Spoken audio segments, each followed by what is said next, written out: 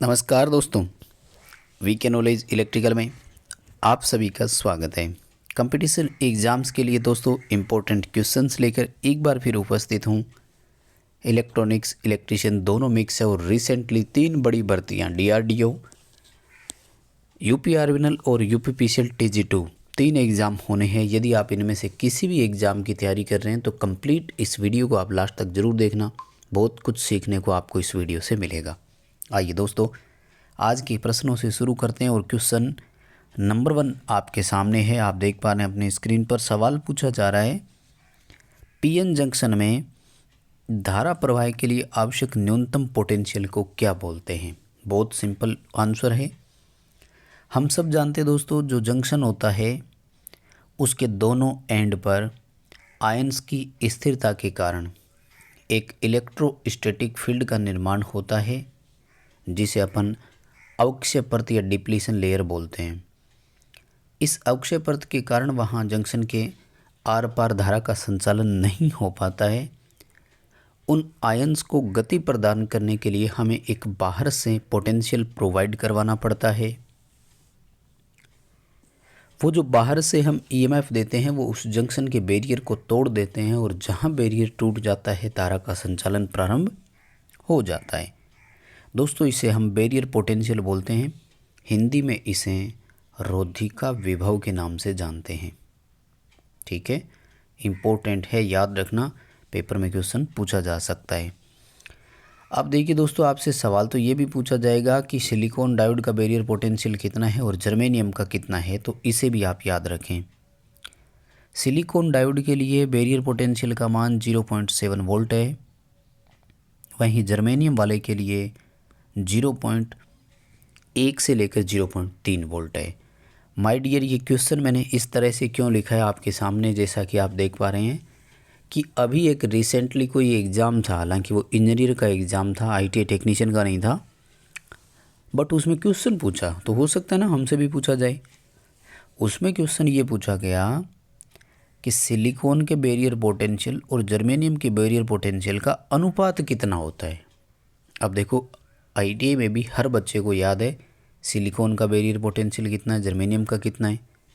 तो क्वेश्चन की उसने लैंग्वेज चेंज कर दी और नए तरीके का सवाल पूछ लिया एक तरह से। हालांकि आसान क्वेश्चन है और बहुत सारे बच्चे इसको समझ जाएंगे और उत्तर भी करके आएंगे। अब देखो, जब आप इन दोनों का अनुपात निकालते हैं, यानी 0.72 को 3 से डिवाइड करते हैं, तो ये लगभग आपका आंसर जो है वो 2 आ रहा है, क्योंकि उसमें ऑप्शन यही दिए हुए थे 1, 2, 3 और 4, है ना। तो देखो, 3 भी नहीं बनेगा और 1 भी नहीं है, तो लगभग अनुपात जो है वो 2 रहेगा। आप ये कर सकते हैं। अब यहीं पर मुझे लगता है कि आपके दिमाग में एक और सवाल चल रहा होगा, और नहीं चल रहा तो प्लीज़ चलाइए दिमाग में कि गुरुजी एक और हम आंकड़ा पढ़ते हैं, फिर वो क्या था। जैसे जैसे हमने एक आंकड़ा और पढ़ा जिसमें से एक हमने लिखा 1.12 इलेक्ट्रॉन वोल्ट और एक हमने लिखा 0.72 इलेक्ट्रॉन वोल्ट, है ना। तो ये क्या था फिर? इसके लिए मैं चाहता हूँ कि आप कमेंट करके मुझे बताएं कि ये क्या है। 1.12 इलेक्ट्रॉन वोल्ट और 0.72 इलेक्ट्रॉन वोल्ट है क्या, ये आप हमें कमेंट करके बताइए। सबसे पहले जिस बच्चे का कमेंट आएगा सही, उसका आंसर पिन कर दूंगा, तो आप पिन कमेंट भी चेक कर लीजिए। अगला सवाल देखिए, वोल्टेज रेगुलेटर के रूप में उपयोग होने वाला डायोड कौन सा है। अब ये क्वेश्चन तो आसान है, लेकिन आता कैसे है इसका वो मैं और बता रहा हूँ आपको, क्योंकि आजकल इसमें 2-3 तरीके से सवाल आते हैं। तो देखो, फर्स्ट ऑफ ऑल आंसर इसका जिनर डायोड हो जाएगा। वोल्टेज रेगुलेटर के रूप में जिस डायोड का हम यूज करते हैं वो जिनर डायोड होता है। पहला सवाल तो ये आता है कि वोल्टेज रेगुलेटर के रूप में जिनर डायोड लगता कैसे है। हमेशा रिवर्स बायस में लगता है, सवाल नंबर 1। दूसरा कि जिनर की जो ब्रेकडाउन वोल्टेज होती है वो होती कितनी है, तो वो लोड वोल्टेज के बराबर होती है, यानी हमारे उस इक्विपमेंट को कितने वोल्ट की आवश्यकता है, हम जिनर का ब्रेकडाउन उतने ही वोल्ट पर सेट कर देते हैं। तीसरा, आप जानते होंगे जिनर डायोड जो है वो लोड के समांतर में लगता है, जहाँ जिस लोड को कंट्रोल करना हो। आपने जिनर वोल्टेज रेगुलेटर का सर्किट डायग्राम देखा होगा, अगर नहीं देखा तो प्लीज़ जाइए और आज पढ़िए इस टॉपिक को। और दोस्तों हम सब जानते हैं कि जब समांतर में कनेक्ट होता है ना कोई चीज़ तो इसे शंट बोलते हैं। और यही रिसेंटली एक पेपर में क्वेश्चन था कि जनरल डायोड वोल्टेज रेगुलेट करता है तो एक शंट के रूप में या सीरीज के, ऐसा स्पष्ट ऑप्शन था वहाँ पर कि शंट के रूप में करता है कि सीरीज के रूप में, तो आपको ध्यान रखना है शंट था। बाकी एलईडी का यूज आप सभी जानते होंगे, लाइट एमिटिंग डायोड पूरा नाम है। सेमीकंडक्टर कंपाउंड से ये बनती है, गैलियम आर्सेनाइड या गैलियम फास्फाइड से। इंडिकेटर के रूप में काम में लेते हैं। टनल डायोड एक सुरंग की भांति हो जाती है। पीएन जंक्शन सबसे नैरो बैंड में इसी का होता है, ये ध्यान रखना। और एक वो वैली पॉइंट और पीक पॉइंट के बीच में धारा का रिवर्स संचालन होता है इसमें, वो भी ध्यान रखना। चलिए नेक्स्ट क्वेश्चन की बात करेंगे दोस्तों। अगला जो क्वेश्चन है आपके सामने, सवाल बहुत सिंपल है बट कैलकुलेटिव है, थोड़ा सा समय इसे दीजिए। क्वेश्चन पूछ रहा है कि आरएल सीरीज सर्किट है, 6 ओम का रेजिस्टेंस है और 8 ओम का इंडक्टिव रिएक्टेंस है, 200 वोल्ट की सप्लाई इसे दी जाती है, एक्टिव और रिएक्टिव पावर कैलकुलेट कीजिए। दोस्तों थोड़ा सा लंबा सवाल बनेगा, मैं आपको तरीका बताता हूँ और मैं चाहता हूँ कि आप कमेंट करके हमें आंसर बताएं। देखिए सबसे पहले एक्टिव पावर का फॉर्मूला आपको लिखना है और सक्रिय शक्ति का फॉर्मूला VI cos फाई होता है, ठीक है। दूसरा जो आपको सवाल करना है वो रिएक्टिव पावर के लिए, तो इसका फॉर्मूला VI sin फाई होता है। यानी बड़ा सवाल ये कि हमें वोल्टेज चाहिए, स्पष्ट दिया हुआ है 200 वोल्ट, हमें करंट चाहिए, नहीं दिया हुआ, हमें पावर फैक्टर कोस फाई का मान चाहिए, नहीं दिया, साइन फाई का मान चाहिए, नहीं दिया। इसका मतलब क्वेश्चन तो बहुत लंबा है। मैं एक एक करके आपको सारे तरीके बता देता हूँ। First of all series circuit है, आपको इसमें इम्पीडेंस ज्ञात करना है। दोस्तों इम्पीडेंस के लिए फॉर्मूला लगाएंगे R² प्लस XL की स्क्वायर और दोनों का अंडर रूट। मैं उत्तर भी बता देता हूँ, आप कैलकुलेट करके मिलान कर लेना। प्लीज़ पेन कापी लेकर बैठ जाइए और एक बार इस सवाल को हल कर लीजिए, शायद इस क्वेश्चन से आप बहुत कुछ सीख सकते हैं। 6 और 8 का इम्पीडेंस हमेशा 10 आएगा। 6 की स्क्वायर 36, 8 की 64, दोनों का जोड़ के 100 का अंडर रूट निकालेंगे 10 आ जाएगा। सेकंड क्वेश्चन इसी में आपको हल करना है, वो है करंट को लेकर।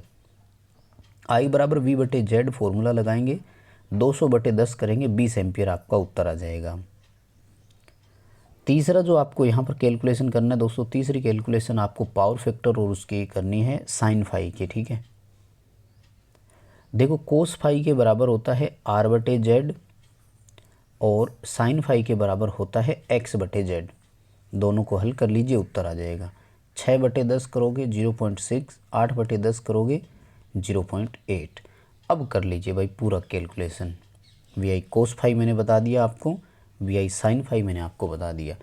कमेंट कर देना बिल्कुल सही आंसर सबसे पहले जो देगा, और हो सके तो ये पूरी डिटेल से देवें जैसे मैंने बताया, उसके आंसर को पिन कर दूंगा मैं। तरीका मैंने बता दिया, कैलकुलेशन करो और आंसर का मिलान करो। क्वेश्चन अगला आपके सामने है।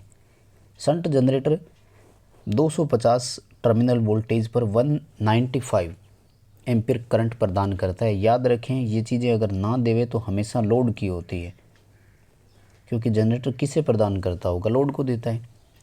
वहीं उसके आर्मेचर का प्रतिरोध 0.02 और फील्ड का प्रतिरोध 50 ओम है, तो इसके इंड्यूस ईएमएफ का मान ज्ञात करें। माय डियर, शंट जनरेटर में इंड्यूस ईएमएफ ज्ञात करने के लिए फॉर्मूला टर्मिनल वोल्टेज में आर्मेचर वोल्टेज ड्रॉप जोड़ दीजिए, उत्तर आ जाएगा। यहाँ देखो वोल्टेज आपको स्पष्ट दिया हुआ है 250, लेकिन ना तो आर्मेचर की करंट दी हुई है और आर्मेचर का रेजिस्टेंस तो दिया हुआ है, ठीक है। यानी हमें इस क्वेश्चन को हल करने के लिए आर्मेचर करंट की ज़रूरत पड़ेगी। चलिए फिर आर्मेचर करंट लेकर आते हैं। शंट जनरेटर में आर्मेचर करंट का क्या फॉर्मूला है जी, बिल्कुल आप स्क्रीन पर देख पा रहे हैं, यही फॉर्मूला होता है। लोड करंट और शंट फील्ड करंट का योग आप देख पा रहे हैं। लोड करंट सीधा सीधा दिया हुआ है 195 एम्पियर, ठीक है, रख लेंगे। फील्ड करंट नहीं दी, V/RSH का फॉर्मूला लगाएंगे। वोल्टेज देखो 250 वोल्ट दिया हुआ है, शंट फील्ड का रेजिस्टेंस दिया हुआ है 50, करंट आ जाएगी 5 एम्पियर। यानी 195 और 5 जोड़ेंगे, आर्मेचर धारा का मान कितना हो गया 200 एम्पियर। अब इस 200 एम्पियर को 0.02 से मल्टीप्लाई कर दीजिए, ये आपका आंसर आएगा 4 वोल्ट। यानी आर्मेचर के ऊपर वोल्टेज ड्रॉप कितना हो रहा है, 4 वोल्ट। बाहर टर्मिनल पर कितना मिल रहा है, 250। दोनों को जोड़ दीजिए, आपका आंसर कितना हो जाएगा, सी 254 वोल्ट आपको इसका उत्तर करना है। नेक्स्ट देखिए क्वेश्चन क्या पूछा जा रहा है अपन से। सिंपल सा क्वेश्चन है कि मॉडर्न जो टरबाइन से ऑपरेट होने वाले अल्टरनेटर है उनको ठंडा कैसे करते हैं। ये क्वेश्चन तो मैंने कई बार आपको पहले भी बताया है। रिसेंटली जितने भी अल्टरनेटर है दोस्तों, उन सबको ठंडा करने के लिए हम हाइड्रोजन का उपयोग करते हैं, क्योंकि तेल से जो ठंडा किया जा रहा है और वायु से जो ठंडा किया जा रहा है, इन दोनों में दोस्तों कहीं ना कहीं घर्षण माना जाता है। इसलिए कहते हैं कि इनमें घर्षण हानियाँ विद्यमान रहती है, इसलिए इस विधि का सामान्यतः प्रयोग यहाँ नहीं करते। हाइड्रोजन विधि के बारे में लिखा जाता है कि यह घर्षण मुक्त कूलिंग है। ठीक है, तो हाइड्रोजन से जितने भी है बड़े विशेष तौर से तापीय परियोजना के अल्टरनेटर और बाकी टरबाइन चालित अल्टरनेटर के और क्वेश्चन तो फिर आपको ध्यान रखना ही है। जनरली यहाँ पर रोटेटिंग फील्ड टाइप का आर्मेचर होता है, 2 पोल होंगे, 3000 आरपीएम का रोटर होगा, है ना। ये सारे छोटे छोटे सवाल तो आपको याद रखने ही है, बीच बीच में से ये भी पूछ लिए जाते हैं। अगला क्वेश्चन देखो भाई, 2 कैपेसिटर दिए हुए हैं आपको और पैरेलल में कनेक्ट है, टोटल कैपेसिटी उनकी ज्ञात करनी है। ये क्यों दिया मैंने सवाल भाई, बस सिर्फ रिवीजन के लिए और ये बताने के लिए कि ये टॉपिक आप हल्का ना समझे और छोटा ना समझे। इसमें से क्वेश्चन पेपर में आपसे ज़रूर पूछे जाएंगे। समांतर में कुल कैपेसिटी बहुत आसान तरीका है, C1 + C2। जैसे सीरीज में रेजिस्टेंस का होता है ना, सेम वही फॉर्मूला है। बस 3 और 6 को जोड़ दीजिए, उत्तर आ जाएगा 9। अगर यही दोनों दोस्तों श्रेणी क्रम में अगर होते ना, देन आपको क्वेश्चन बदल देना था। 1/CT बराबर 1/C1 + 1/C2, यानी 1/3 और 1/6 से करते। और वैसे इस क्वेश्चन को करने के बहुत सारे तरीके हैं। कैसे कि अगर श्रेणी क्रम का एग्जाम्पल लेवें तो कुल धारिता जो है वो न्यूनतम मान से भी कम आती। हमारा यहाँ सबसे छोटा 3 का है, इससे छोटा उत्तर 1 ही है, 2 पिकोफैरड का। ये भी कर सकते थे। दूसरा तरीका और है कि अगर 2 ही कैपेसिटर हो श्रेणी क्रम में तो C1 × C2/C1 + C2, इससे भी आप कर सकते थे। कुल मिलाकर के रिक्वेस्ट इतनी है कि कैपेसिटर के श्रेणी समांतर संयोजन से कुल कैपेसिटी ज्ञात करना सीखिए। ITI एग्ज़ाम में इस तरह के क्वेश्चन पूछे जाते हैं। अगला सवाल देखो, यूपीएस में इमरजेंसी में जो बैटरी काम में लेते हैं वो कौन सी है दोस्तों। वर्तमान में निकिल कैडमियम बैटरी सबसे ज़्यादा काम में लेते हैं। इसकी प्लेटें निकिल और कैडमियम की है। पोटेशियम हाइड्रोक्साइड यानी KOH इसमें इलेक्ट्रोलाइट के रूप में होता है। लाइफ सबसे ज़्यादा इस बैटरी की मानते हैं, कई जगह तो लिखा हुआ है 15 से 20 वर्ष, लेकिन जनरली 5 वर्ष से भी ज़्यादा इसकी एज मानते हैं। अगला सवाल, ट्रांजिस्टर का बेस कलेक्टर जंक्शन क्या प्रदान करता है। देखो, जब ट्रांजिस्टर सिंपल शब्द देवे ना तो आपको उसे BJT ही समझना है। यानी हमें ये सोचना है कि वो हमसे बाईपोलर जंक्शन ट्रांजिस्टर के बारे में पूछ रहे जिसमें 3 टर्मिनल होते हैं। कौन कौन से, एमिटर, बेस और कलेक्टर। जिसमें 2 जंक्शन होते हैं, कौन कौन सा, emitter base junction first, base collector junction 2। फिर आपको ध्यान रखना है कि पहला जंक्शन हमेशा फॉरवर्ड में और दूसरा जंक्शन हमेशा रिवर्स बायस में होता है, ये भी ध्यान रखना है। एंड देन हम सब जानते हैं कि फॉरवर्ड का रेजिस्टेंस लो और रिवर्स का रेजिस्टेंस हाई होता है। तो कई बार अपन से यूँ भी सवाल पूछ लेता है वो कि बताइए ट्रांजिस्टर का आउटपुट रेजिस्टेंस कितना होता है और बताइए इनपुट प्रतिबाधा कितनी होती है। ये क्वेश्चन पेपर में आया हुआ है। एक BJT में इनपुट प्रतिबाधा ये, आउटपुट प्रतिबाधा ये। ऐसे करके 4 ऑप्शन बना दिए, बहुत सिंपल होता है। तो अब देखो अपन ने तो 4-5 चीज़ें इसमें कवर कर ली। उम्मीद है कि सब कुछ ही समझ में आपको आया होगा। बेस कलेक्टर यानी जंक्शन नंबर 2 के बारे में बात कर रहा है, यानी आउटपुट प्रतिबाधा के बारे में बात कर रहा है, उच्च प्रतिरोध आएगा, है ना। कारण क्या है इसके पीछे कि ये रिवर्स बायस में जुड़ा हुआ है। अगला सवाल देखो, अभ्रक, एस्बेस्टस और फाइबर ग्लास किस वर्ग में आते हैं? वर्ग बी में आएंगे। टेम्परेचर कितना है? 130 डिग्री सेंटीग्रेड। कहाँ से आया ये? वो अचालकों वाली टेबल YAEBFHC, ठीक है, याद है ना इनमें से। तो चलिए, जो सबसे ज़्यादा पेपर में सवाल पूछा जाता है वो भी मैं आपसे पूछ लेता हूँ। वर्ग F का टेम्परेचर कितने डिग्री सेंटीग्रेड है? और हमें ये भी बताइए 180 डिग्री सेंटीग्रेड टेम्परेचर किसका है? 2 सवाल मैं आपसे पूछ रहा हूँ, दोनों सवाल का आंसर आपको कमेंट करके बताना है। चलिए देखो, अगला सवाल क्या पूछा जा रहा है अपन से। रिवर्स बायस में PN डायोड का ब्रेकडाउन क्या कहलाता है? दोस्तों, डायोड में 2 तरह के ब्रेकडाउन होते हैं। एक ब्रेकडाउन का नाम है एवलांचे ब्रेकडाउन और दूसरा है जिनर ब्रेकडाउन। अब नाम से ही पता लग रहा है, जिनर ब्रेकडाउन तो तब होता है जब जिनर डायोड हो, है ना, और एवलांचे ब्रेकडाउन होता है हमारे सामान्य PN डायोड में। क्या पहचान क्या है, ऐसा क्या फ़र्क है दोनों? जिनर ब्रेकडाउन के बारे में ये कहा जाता है कि इसकी ब्रेकडाउन वोल्टेज हमेशा पूर्व निर्धारित होती है, ठीक है, यानी कितने वोल्ट पर ये ब्रेकडाउन होगा रिवर्स बायस में, किस वोल्ट पर इसमें धारा का संचालन प्रारंभ होगा, ये पहले से फिक्स होता है। जबकि एवलांचे ब्रेकडाउन में रिवर्स ब्रेकडाउन वोल्टेज फिक्स नहीं होती है, वो किसी भी वोल्टेज पर अचानक जंक्शन का बैरियर टूट जाता है और धारा का संचालन प्रारंभ हो जाता है। खैर, 2 ऑप्शन होते हैं, दोनों आप याद रख सकें। अगला क्वेश्चन देखो, निम्न में से कौन FET की विशेषता नहीं है? सबसे पहला वोल्टेज कंट्रोल डिवाइस है, बिल्कुल सही है। इसका जो फंक्शन होता है, पूरा नाम तो पता है ना, फील्ड इफेक्ट ट्रांजिस्टर होता है। कार्यप्रणाली इलेक्ट्रोस्टैटिक फील्ड पर आधारित होती है। मेजॉरिटी कैरियर डिवाइस है, ये भी ध्यान रखें, बहुसंख्यक वाहक है। और यूनिपोलर डिवाइस है, जैसा कि बी ऑप्शन में लिखा हुआ है। यूनिपोलर का मतलब है या तो होल्स के कारण या मुक्त इलेक्ट्रॉनों के कारण धारा का संचालन होता है, होल और मुक्त इलेक्ट्रॉन दोनों के कारण नहीं। हाई इनपुट इम्पीडेंस, बिल्कुल, बहुत उच्च प्रतिबाधा होती है। इसका मतलब ये तीनों स्टेटमेंट तो इसके बारे में सही है। तो फिर हमारा उत्तर क्या आ जाएगा? डी आएगा, नन अबोव, यानी इनमें से कोई नहीं। अगला सवाल देखो, सिंक्रोनस इम्पीडेंस एक काल्पनिक मान है जो वास्तविक प्रतिबाधा के साथ कैसे मिलान होता है? सिंक्रोनस इम्पीडेंस यानी ZS की बात कर रहे हैं दोस्तों, और ये कैलकुलेट किया जाता है ओपन सर्किट वोल्टेज और शॉर्ट सर्किट करंट से।